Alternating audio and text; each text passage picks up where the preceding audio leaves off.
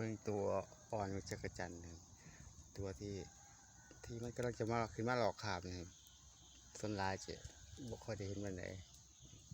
ช่วงนี้ฝนก็บ่ค่อยตกมันเลยขึ้นมายากผมคิดว่าอย่างนั้นนะธรรมดามันจะขึ้นมาหรือว่ามันอาจจะเกิดบ่ทันกันหรือว่าจังใดสักอย่างน่ะคือตัวมันเป็นนะครับ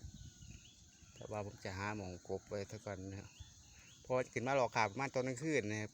ประมาณ6 โมงแรงเคยเห็นลายเถื่ออยู่แต่ว่าหันบ่มีโอกาสได้ถ่ายวิดีโอซื้อเพราะว่าขี้ขาถ่ายพร้อมแล้วมันมืดแล้วจะเอาไว้นี่นะเอาไว้นี่ล่ะเอาไว้นี่กบไว้กบดินกบเอา มันคือบ่ลงหายมันหาหมองหมดกันมั้งเอาไว้นี่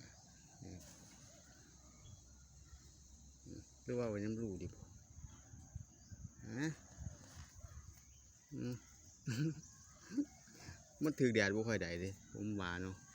อาจจะแม่นแนวนั้นเพราะว่ามันบางเกินไปนี่หรือว่าจะให้มันไปนอนอยู่ในเต็นท์หรือเปล่านี่พวกเอาซ้ำนี่แล้วกันนะครับเนาะมาเบิ่งเดี๋ยวจบมองนี้กันขอบคุณทุกท่านที่รับชมเอาหวังนี่ละ